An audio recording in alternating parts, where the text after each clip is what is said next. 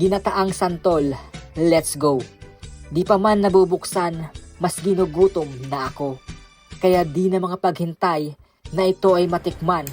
Tara, kain na tayo. Ready to eat na ito mga lods, kaya wala nang hassle sa pagluluto. Make sure lang na may ekstrang kanin para di ka mabitin sa kain mo. Kung gusto mo namang initin, 1 minute sa oven or sa kawali ang recommended na heating instruction. Kung sakaling may matira pa after mong kumain, ginataang santol sa ref na ang destinasyon. Iwas panis pag nasa ref dahil nga may gata.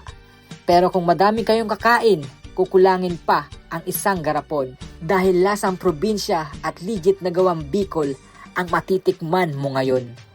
Sa bawat subo, ito ang deserve na pagkain na iyong hinahanap.